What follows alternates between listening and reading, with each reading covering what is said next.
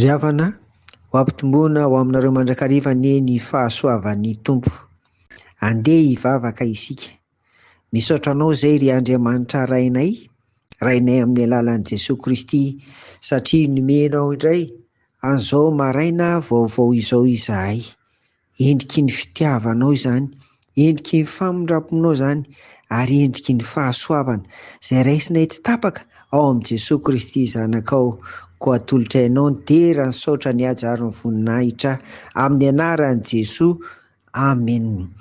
Araka ny efa nambara tamintsika omaly alatsinainy ry havako dia ny petera voalohany 2:2-7 no vavahantsika eto mandritra ity herinandro ity andraisana ny mofinaina isa maraina. Anio ary dia ny petera voalohany 2:2-7 no andeha vakiana amin'ny anaran'i Jesosy. Raha tahiny nanandrana ianareo fa tsara ny Tompo. Amen. Iza ireo nanandrana ireo? Dia ny 2 eo aloha ihany no mamaly azy izay teneniny hoe zaza vao teraka. Teraka ara-panahy satria ny tohiny dia milaza amintsika hoe maniry ny rononom-panahy. Araka amin'ny petera ihany koa dia toy izao no ento milaza izany fahaterahana izany. Petera voalohany 1:7-20. Fa efa teraka indray ianareo, tsy tamin'ny voa mety ho loa fa tamin'ny tsy mety ho loa, dia ny tenin'Andriamanitra izay velona sady maharitra. Arak'izany ny mpino miorina amin'ny finoana dia misy anankiroa izy eto. Voalohany efa nandalo ny fahaterahanam-baovao. Io ry havako dia mitovy amin'ny fahaterahana ara-nofo ihany izay nisy daty mazava. Dia toy izany koa ny fahaterahanam-baovao na fahaterahana ara-panahy. Raha vonona ianao amin'ity anio ity dia anio 17 septambra no datin'ny fahaterahanam-baovao ho anao izany. Izao no atao voalohany mivavaka amin'ny Tompo ary miaiky ny amin'ny fahadisoana ny eloka vita rehetra.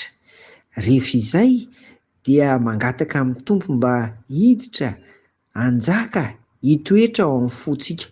Ka manomboka izao dia ny sitrapony no tanterahana fa tsy ny sitrapontsika, ary dia mangataka amin'ny fanahy masina mba hanome fiainam-baovao ho antsika manomboka anio izany.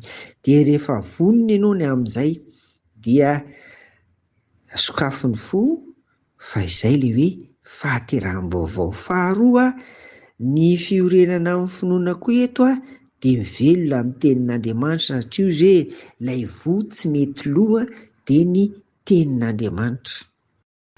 Ahoana indray izany? Mifidy fotoana isan'andro izany mba ahafahantsika mamaky ny soratra masina, dia maka andiny soratra masina saintsainina ny amin'izany. Ahoana ny ampiarana azy? Izay izany ilay faharoa eto fiorenana amin'ny finoana ry havana. Vakiana saintsainina ny soratra masina isan'andro, anokanana fotoana milamina ary eo ambany fitarihan'ny fanahy masina no entintsika mamaky sy misaintsaina izany. Ry havako, zava-dehibe ny nambara tamintsika tamin'ity anio ity satria izao raha milaza izany tsika hoe ahoana moa izany mpino miorina amin'ny finoana izany, dia izao efa nandalo ny fahaterahanam-baovao. Mamaky sy misaintsaina ny tenin'Andriamanitra isan'andro mba ho fiainany rononom-panahy hoy ny soratra masina hita eto izany.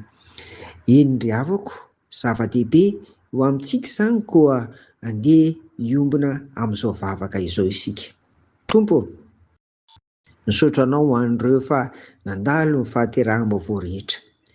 Fa raha misy kosa amin'ity androany ity manokatra ny fony mba hidiranao ry Jesosy ary indrindra manenina izy ny amin'ny lasa rehetra, dia engany mba ho tanteraka ao anatiny araka ny asan'ny fanahy ny fahaterahanam-baovao.